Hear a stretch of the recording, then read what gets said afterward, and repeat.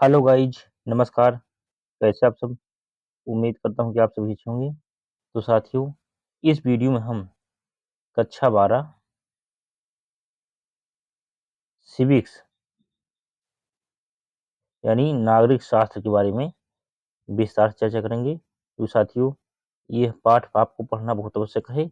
ये 5 है। अध्याय 5 मैं चलो लिख दे रहा हूँ यहीं पर। अध्याय 5 है। अध्याय 5। इसके पहले हमने अध्याय 4 तक पूरा करा दिया था।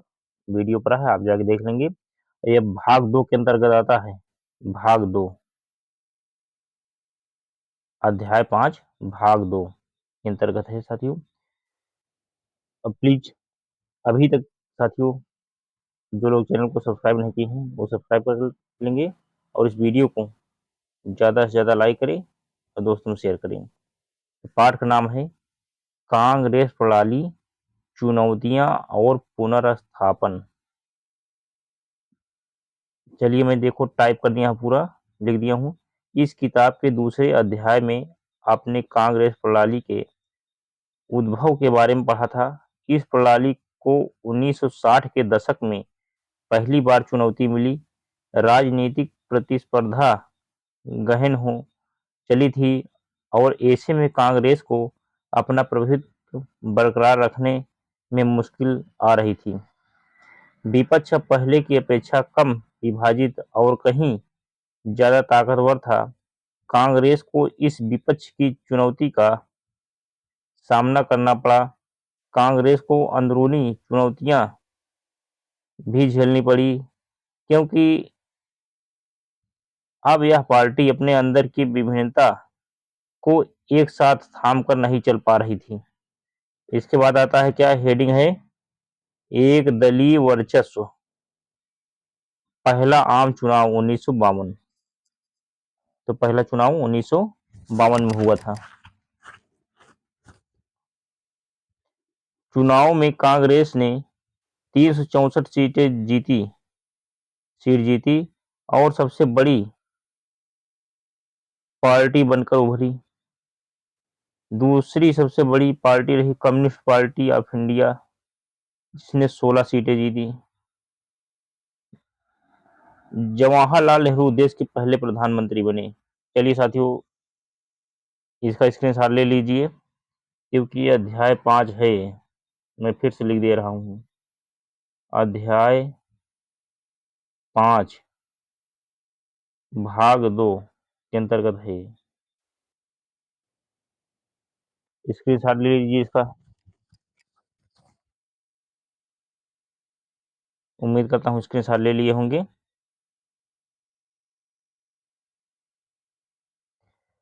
अब आगे देखिए साथियों, दूसरा आम चुनाव 1957 में हुआ। 1957 में भारत के दूसरे आम चुनाव हुए, क्योंकि 52, 5, 57 5 साल बाद चुनाव होता है। इस बार भी स्थिति पिछली बार की तरह ही रही और कांग्रेस ने लगभग सभी जगह आराम से चुनाव जीत लिए। लोकसभा में कांग्रेस को 371 सीटें मिली। जवाहरलाल नेहरू दूसरी बार भारत के प्रधानमंत्री बने, पर केरल में कम्युनिस्ट पार्टी का प्रभाव दिखा और कांग्रेस केरल में सरकार नहीं बना पाई। तीसरा आम चुनाव 1962 में हुआ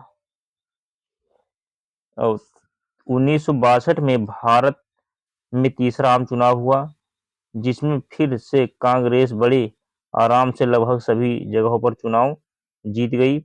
इस चुनाव में कांग्रेस ने लोकसभा में 361 सीटें जीती और जवाहरलाल नेहरू तीसरी बार प्रधानमंत्री बने, यानी लगातार 15 साल प्रधानमंत्री रहे 3 बार में। कौन? पंडित जवाहरलाल नेहरू, और देश के पहले प्रधानमंत्री बने। आगे और कांग्रेस के प्रभुत्व के कारण नंबर 1 प्रसिद्ध नेता, नंबर 2 सुसंगठित पार्टी, नंबर 3 सबसे पुराना राजनीतिक दल, नंबर 4 पार्टी का राष्ट्रव्यापी नेटवर्क, नंबर 5 स्वतंत्रता संग्राम में महत्वपूर्ण भूमिका। ये क्या थी? पार्टी की खासियत थी, पार्टी का प्रभुत्व और कारण था। चलिए स्क्रीनशॉट ले लीजिए साथियों। तो नंबर 6, सबको समेटकर मेल-जोल के साथ चलने की प्रकृति। अब कांग्रेस प्रणाली क्या कह रही है? सामाजिक गठबंधन। कांग्रेस की प्रकृति एक सामाजिक गठबंधन की है। कांग्रेस में किसान और उद्योगपति, शहर के बसिंदे और गांव के निवासी, मजदूर और मालिक एवं मध्य उच्च वर्ग तथा सभी जाति को जगह मिली। आगे क्या हुआ? विचारधारात्मक गठबंधन। कांग्रेस ने अपने अंदर गर्मपंथी और नरमपंथी, दक्षिणपंथी, वामपंथी और मध्य मार्गियों को समाहित किया। आगे क्या है? गठबंधनी स्वभाव। चुनावी प्रतिस्पर्धा के पहले दशक में कांग्रेस ने शासक दल की भूमिका निभाई और विपक्ष की भी। नेटवर्क स्थानीय स्तर तक। इसका नेतृत्व वर्ग अब उच्च वर्ग या जाति के पेशेवर लोगों तक सीमित नहीं रहा। इसमें खेती किसानी की बुनियाद वाले तथा गांव गिरान की तरफ रुझान रखने वाले नेता भी उभरे। फिर क्या हुआ? सुसंगठित पार्टी। कांग्रेस एक मंच की तरह थी जिस पर अनेक समूह, हित और राजनीतिक दल तक आ जुड़ते थे और राष्ट्रीय आंदोलन में भाग लेते थे। स्वाधीनता संग्राम। आजादी से पहले के वक्त में अनेक संगठन और पार्टियों को कांग्रेस में रहने की इजाजत थी। चलिए साथियों स्क्रीनशॉट ले लीजिए इसका। स्क्रीनशॉट ले लीजिए इसका। आगे फिर क्या हुआ? आजादी से पहले के वक्त अनेक संगठन और पार्टियों को कांग्रेस में रहने की इजाजत थी। कांग्रेस दल के प्रभुत्व क्या है? कांग्रेस पहले से ही एक सुसंगठित पार्टी थी। नंबर 2, कांग्रेस को अव्वल और इकलौता होने का फायदा मिला, क्योंकि कांग्रेस पहले अकेले पार्टी थी पूरे देश में। अब बहुत सी पार्टियां बन चुकी हैं। अब क्या हुआ? इस पार्टी के संगठन का नेटवर्क स्थानीय स्तर तक पहुंच गया, यानी पहुंच चुका था। नंबर 4, उसकी प्रकृति सबको समेटकर मेलजोल के साथ चलने की थी। नंबर 5, कांग्रेस पार्टी की सफलता की जड़ें स्वाधीनता संग्राम की विरासत में है। अब राजनैतिक उत्तराधिकार। जवाहरलाल नेहरू। अब इनका जन्म कहाँ हुआ था? आप अध्ययन करिए। 14 नवंबर 1889 यानी 89 को इलाहाबाद उत्तर प्रदेश, वर्तमान में प्रयागराज। मृत्यु 27 मई 1964 नई दिल्ली। पुरस्कार भारत रत्न से सम्मानित पुत्री इनकी कौन थी? इंदिरा गांधी। यानी जवाहरलाल नेहरू जो देश के पहले प्रधानमंत्री थे, इनका जन्म 14 नवंबर 1989 इलाहाबाद यूपी, यानी इसी दिन क्या को होता है? बाल दिवस इन्हीं के दिन पर होता है। और पंडित जवाहरलाल नेहरू क्या कहते हैं? चाचा नेहरू के नाम से भी जानते हैं। चाचा नेहरू, चाचा नेहरू के नाम से इन्हें लोग पुकारते हैं। और 14 नवंबर क्या होता है? बाल दिवस। 14 नवंबर बाल दिवस इन्हीं के दिन जन्मदिन पर मनाया जाता है, बाल दिवस।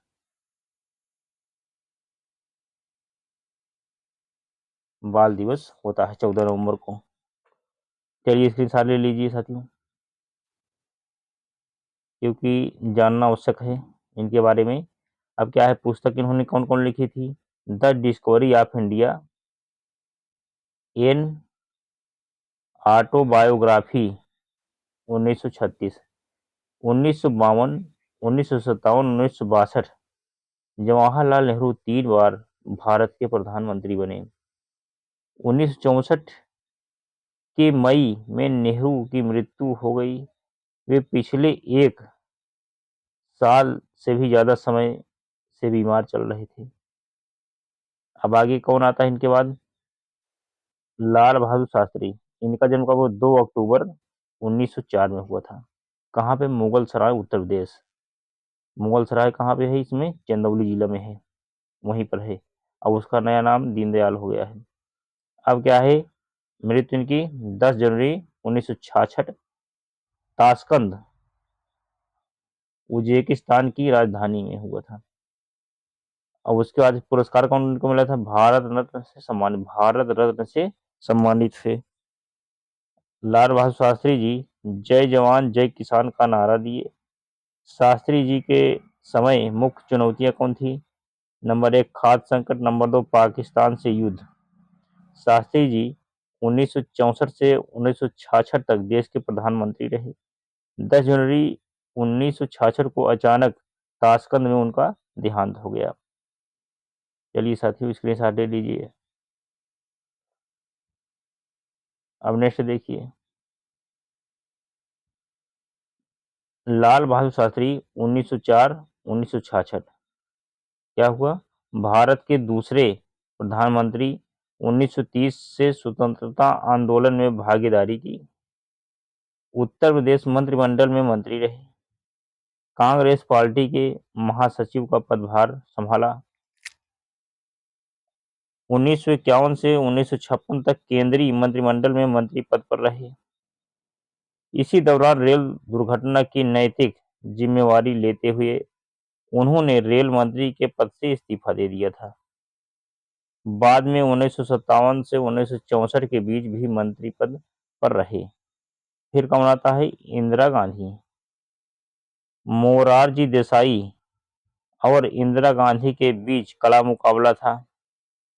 मोरारजी देसाई बंबई प्रांत, मौजूदा महाराष्ट्र और गुजरात के मुख्यमंत्री के पद पर रह चुके थे।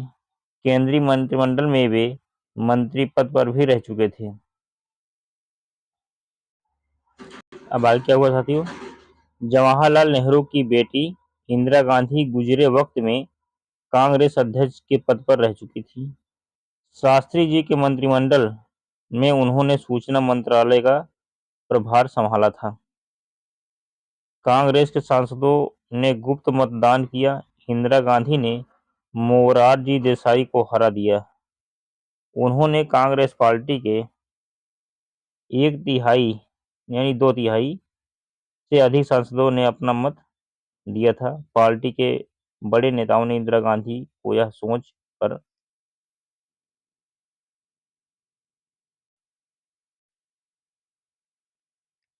फिर देख लीजिए, देखा उन्हें कांग्रेस पार्टी के 2/3 से अधिक सांसदों ने अपना मत दिया था। पार्टी के बड़े नेताओं ने इंदिरा गांधी को यह सोचकर समर्थन किया कि इंदिरा गांधी जी के सलाह के अनुसार काम करेंगी, क्योंकि इंदिरा गांधी अनुभव नहीं क्योंकि इंदिरा गांधी अनुभव नहीं था। अब आगे क्या होता है भी? चौथा आम चुनाव 1967। 2 प्रधानमंत्री की मृत्यु हो गई और नए प्रधानमंत्री कम अनुभवी माना गया। इसी समय देश में गंभीर आर्थिक संकट, मानसून की असफलता, सूखा, खेती की पैदावार में गिरावट, विदेशी मुद्रा की कमी और सैन्य खर्चों में बढ़ोतरी झेलनी पड़ी। इंदिरा गांधी की सरकार के शुरुआती फैसलों में रुपए का अवमूल्यन करना माना गया कि रुपए का अवमूल्यन अमेरिका के दबाव में किया गया। पहले के वक्त में एक अमेरिकी डॉलर की कीमत 5 रुपए थी, जो अब बढ़कर 7 रुपए हो गई। आज डॉलर की कीमत करीब 100 के लगभग है, पहले केवल थी 5 रुपए। अब महंगाई बढ़ी, खदान में कमी आई, बेरोजगारी बढ़ी, देश में बंद और हड़तालें हुई। चलिए स्क्रीनशॉट लीजिए साथियों। अब इसके बाद फिर आगे 2 युद्धों का सामना। चीन का भारत चीन युद्ध कब हुआ? 1962 में। भारत पाकिस्तान कब हुआ? 1965 में युद्ध हुआ। 2 बड़े नेताओं की मृत्यु। जवाहरलाल नेहरू, लाल बहादुर शास्त्री गैर कांग्रेसवादी। फिर क्या हुआ? देश में बिगड़ते माहौल को देखकर विपक्षी सक्रिय हो गए। इन दलों को लगा कि इंदिरा गांधी की अनुभवहीनता और कांग्रेस की अंदरूनी उठापटक से उन्हें कांग्रेस को सत्ता से हटाने का एक अवसर हाथ लग गया। राम मनोहर लोहिया ने इसे गैर कांग्रेसवाद का नाम दिया। गैर कांग्रेसवाद का नाम दिया। कई बार परीक्षा में पूछा गया, किसने दिया था? डॉक्टर राम मनोहर लोहिया ने। उन्होंने कहा कि कांग्रेस का शासन अलोकतांत्रिक और गरीबों के खिलाफ है, इसीलिए कांग्रेस दलों को एक साथ आ जाना, इसलिए गैर यानी गैर कांग्रेस का है ना, इसीलिए गैर कांग्रेसी दलों को एक साथ आ जाना चाहिए ताकि लोकतंत्र को वापस लाया जा सके। किसने कहा था ये? डॉक्टर राम मनोहर लोहिया ने कहा था। फरवरी 1967 में लोकसभा और विधानसभा के चुनाव हुए। इस चुनाव में कांग्रेस को राष्ट्रीय और प्रांतीय स्तर पर गहरा धक्का लगा। इसी चुनाव को कई राजनीतिक पर्यवेक्षकों ने इसे राजनीतिक भूकंप की संज्ञा दी।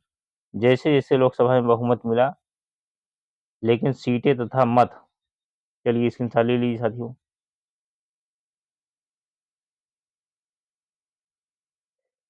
सीटें तथा मत कम मिले। इतने कम वोट कांग्रेस को कभी नहीं मिले थे। राजनीतिक भूकंप की संज्ञा 1967 में कांग्रेस को जैसे तैसे लोकसभा में तो बहुमत मिल गया। कांग्रेस को केंद्र और राज्य दोनों जगह ही गहरा धक्का लगा।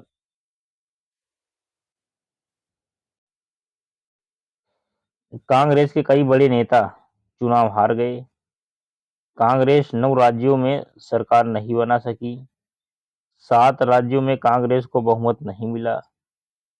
2 राज्यों में दल बदल के कारण कांग्रेस सरकार नहीं बना पाई।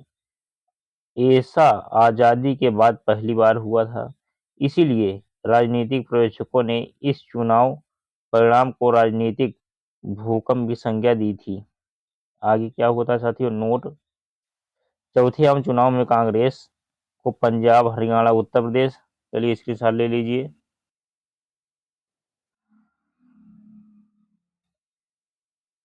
पंजाब, हरियाणा, उत्तर प्रदेश, मध्य प्रदेश, बिहार, पश्चिम बंगाल, मद्रास, तमिलनाडु, उड़ीसा और केरल में बहुमत नहीं मिला। मद्रास वर्तमान तमिलनाडु में क्षेत्रीय पार्टी द्रविड़ मुनेत्र कषगम डीएमके की जीत हुई। डीएमके हिंदी विरोधी आंदोलन।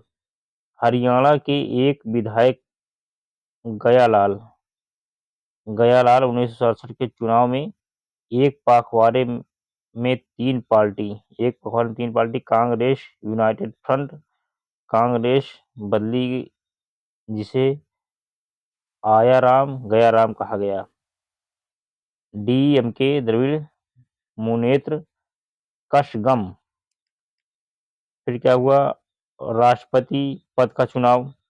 1969 में राष्ट्रपति चुनाव के समय इंदिरा गांधी और सिंडिकेट के बीच गुटबाजी खुलकर सामने आ गई। तत्कालीन राष्ट्रपति डॉक्टर जाकिर हुसैन की मृत्यु हो गई थी।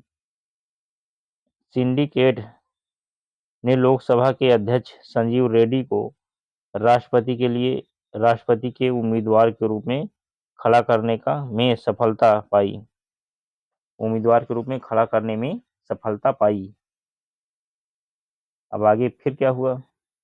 इंदिरा गांधी और एन संजीव रेड्डी पहले से, चलिए स्क्रीनशॉट ले लीजिए फिर बताते हैं।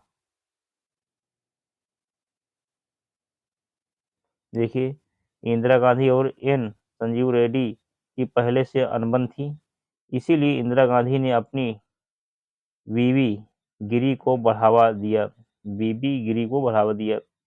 दोनों गुट राष्ट्रपति पद के चुनाव में से अपनी ताकत आजमाना चाहते थे। इस निज इस निजली गप्पा इस निजली गप्पा कांग्रेस अध्यक्ष ने कहा, पार्टी उम्मीदवार रेड्डी को वोट दें। इंदिरा गांधी ने कहा, अपनी अंतरात्मा की आवाज पर वोट डालें। अंत में बीवी गिरी विजयी हुए। यह स्वतंत्र उम्मीदवार थे। संजीव रेड्डी की हार से पार्टी का टूटना तय था। कांग्रेस अध्यक्ष ने प्रधानमंत्री इंदिरा गांधी को अपनी पार्टी से निष्कासित कर दिया। कांग्रेस पार्टी में विभाजन। Congress for organisation. पुरानी कांग्रेस सिंडिकेट। सिंडिकेट कांग्रेस के अंदर अनुभवी दिग्गज और प्रभावशाली नेताओं का एक समूह था। इंदिरा गांधी को प्रधानमंत्री बनाने में भी सिंडिकेट का महत्वपूर्ण योगदान था। सिंडिकेट के प्रमुख के कामराज रहे। सिंडिकेट के प्रमुख के कामराज थे। चलिए स्क्रीनशॉट ले लीजिए साथियों। फिर क्या हुआ? Congress R revisionist. नई कांग्रेस इंदिरा गांधी। Grand alliance. 1971 के चुनाव के समय सभी बड़ी गैर साम्यवादी और गैर कांग्रेसी विपक्षी दलों द्वारा एक चुनावी गठबंधन तैयार किया गया था, जिसे ग्रैंड अलायंस का नाम दिया गया। इंदिरा गांधी ने सकारात्मक कार्यक्रम रखा और गरीबी हटाओ का नारा दिया। गरीबी हटाओ का नारा किसने दिया? इंदिरा गांधी ने दिया था। इसीलिए कई बार एग्जाम में यह नारा पूछा गया है। ग्रैंड अलायंस ने इंदिरा हटाओ का नारा दिया। ग्रैंड अलायंस ने इंदिरा हटाओ का नारा दिया। इंदिरा गांधी ने क्या दिया था? गरीबी हटाओ का नारा। अब चुनाव के परिणाम क्या हुए? देश में चुनाव हुए और चुनाव के परिणामों ने एक बार फिर से सबको चौंका दिया। इस चुनाव में कांग्रेस आर ने सीपीआई के साथ गठबंधन बनाया था और इन दोनों के गठबंधन ने देश में सबसे ज्यादा सीटें हासिल की। गठबंधन को कुल 375 सीटें मिली, जिसमें से सिर्फ कांग्रेस आर को ही 352 सीट मिली। दूसरी तरफ कांग्रेस ओ और महाजोट की पूरी तरह सफाया हो गया। अब आगे क्या हुआ? कांग्रेस ओ को केवल 16 सीटें मिली। 16 सीट मिली। ग्रैंड अलायंस सिर्फ 40 सीट ही जीत सका। चलिए इसमें साथ ले लीजिए साथियों।